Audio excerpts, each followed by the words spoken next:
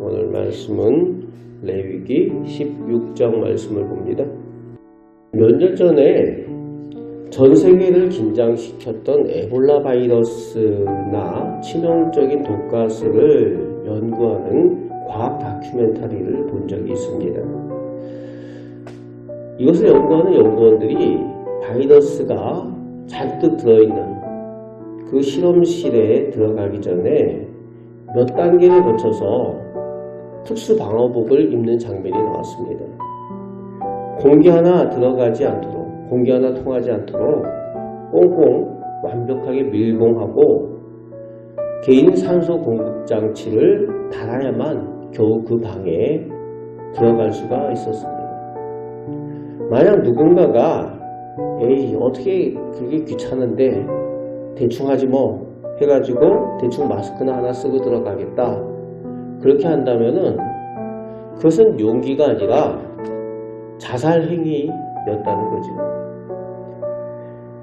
오늘 말씀은 1년에 딱 한 번 대제사장이 하나님의 임재가 있는 지성소로 들어가는 대속죄일에 대한 말씀입니다. 죄를 지은 인간의 거룩하신 하나님께 그냥 다가갔다가는 그 자리에서 즉사를 합니다.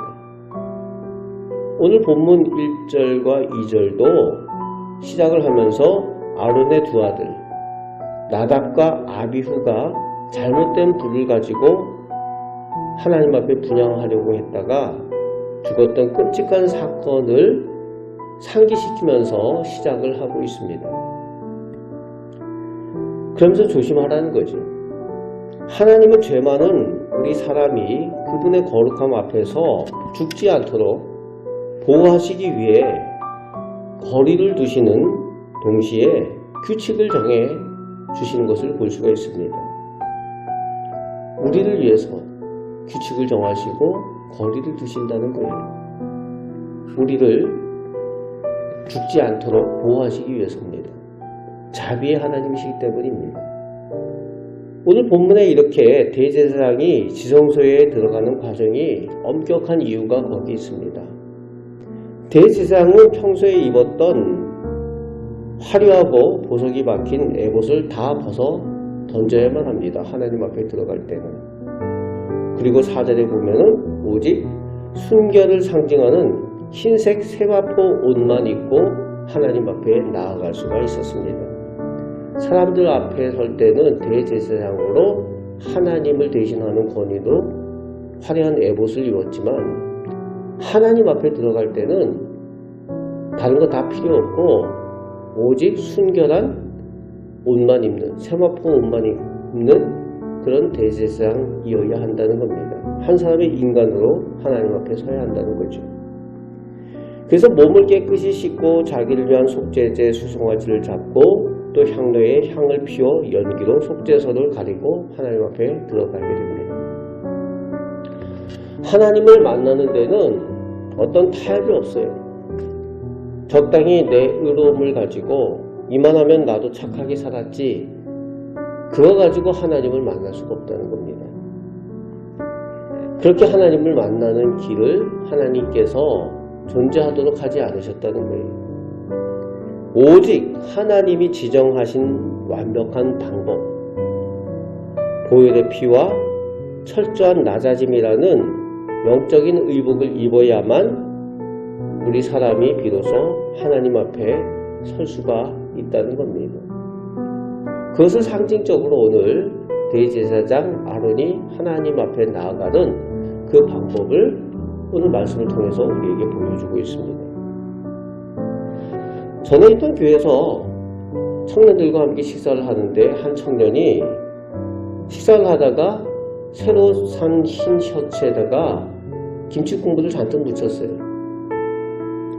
이제 가서 예배드리고 찬양을 해야 되는데 이 다급해진 청년이 이 김치 국물을 묻은 것을 세제를 쓰거나 세탁기를 통해서 빨지 않고 주머니에서 빨간색 매직을 꺼내가지고 그 김치 국물 자국에다가 하트를 그리는 거예요.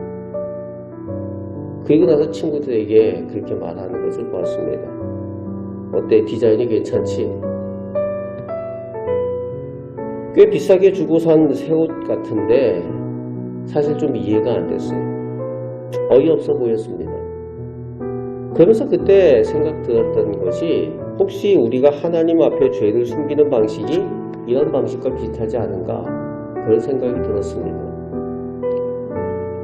사람들이 내 안에 미움, 시기, 음란, 거짓이라는 시커먼 죄의 얼룩이 잔뜩 묻어 있는데 그것을 회개하고 보혈의 은혜로 씻어내려 하기보다 그 위에다가 다른 것, 종교적인 열심이나 그런 것들 가지고 그런 예쁜 스티커를 붙여서 그저 가리려고 한다.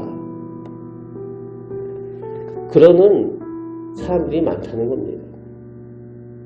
다른 것으로 그것을 감추려고 한다는 거죠. 내가 그래도 교회 봉사를 열심히 하는데, 내가 그래도 헌금을 하는데, 내가 예배 출석 열심히 하는데, 이런 식으로 죄를 가리려고 하는 사람들이 있다는 거예요. 교회에 나오는 사람들 가운데 그런 사람들이 많이 있습니다. 이렇게 기독교 신앙을 잘못 알고 있는 사람들이 많아요. 속죄는 인간의 업적이나 노력으로 해결이 되지 않습니다. 착한 일을 한다고 죄가 사라지는 것이 아니라는 거예요. 그런데 다른 종교들에서는 그런 식으로 가르치는 경우가 있어요. 착한 일을 하면 죄가 사라진다. 업보는 선행으로 감출 수 있다. 뭐 그런 식으로 가르치는 종교들이 있죠. 하지만 하나님 앞에서는 죄는 죄로 남는 거예요. 착한 일을 한다고 죄가 사라지지 않고 오직 피로써 그 죄를 사함받아야 하는 겁니다. 하나님은 우리 인간의 열심이라는 스티커 속에 시커먼 죄의 얼룩을 다 보고 계시는 겁니다. 오늘 말씀이 말하는 대속죄일의 핵심은 가리는 것이 아니라 완전히 지워버리는 것, 완전히 치워버리는 것이 오늘 속죄일의 핵심의 말씀이에요. 그것이 우리가 예수 그리스도의 십자가의 은혜를 받는 이유입니다. 가리는 것이 아니라 다 치워버리는 겁니다. 대속죄일 제사의 제일 중요한 핵심의 내용은 이제 7절에서 10절에 나오는 두 마리의 염소 이야기입니다. 대제사장은 제비를 뽑아서 한 마리는 하나님께 속죄제로 드리고 나머지 한 마리는 아사셀을 위한 염소로 구별을 합니다. 아사셀이라는 뜻은 보냄을 받은 염소 혹은 사라진 염소라는 뜻입니다. 대제사장은 이 아사셀 염소의 머리에 두 손을 얹고 이스라엘 자손의 모든 불의와 죄를 다 고백을 합니다. 이 순간에 백성들의 모든 더러운 죄가 그 염소 한 마리에게 통째로 이사가는 순간이에요. 옮겨가는 순간입니다. 그리고 미리 정한 사람이 그 염소를 끌고 광야로 갑니다. 즉 사람이 살지 않는 척박한 무인지경으로 멀리 데리고 가서 그곳에서 풀어주어 다시는 돌아오지 못하게 합니다. 그래서 아사셀 염소는 그 모든 죄를 대신 지고 버림받아서 그 광야를 헤매다가 거기서 죽는 거예요. 그게 아사셀 염소입니다. 그 염소가 사라지는 뒷모습을 보며 백성들은 내 죄가, 내 거짓이, 내 탐욕이 저 염소와 함께 이제 내 눈앞에서 영원히 사라지는구나. 진정한 자유와 해방감을 맛보았을 겁니다. 이 아사셀 염소가 바로 영문 밖으로 십자가를 지고 걸어가신 우리 주님 예수 그리스도를 예표하는 것입니다. 그래서 세례 요한이 예수님을 만났을 때에 사람들에게 그렇게 외쳤죠.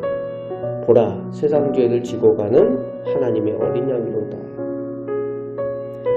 우리의 모든 죄는 이미 2000년 전 골고다의 아사셀 염소로 버림받은 예수님께 전가되었습니다. 그리고 예수님은 아사셀 염소처럼 하나님께 버림받은 광야 같은 골고다 언덕으로 멀리 쫓겨가셔서 그곳에서 피 흘려 죽으셨다는 거예요.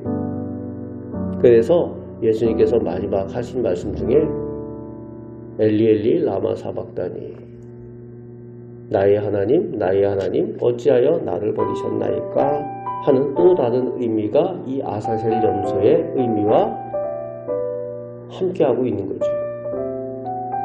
오늘 우리도 우리가 받은 이 완벽한 대속의 사랑을 신뢰하면서 참된 자유와 기쁨을 누리는 거룩한 백성으로 사시길 바랍니다. 우리가 그 은혜를 받는 사람들이에요.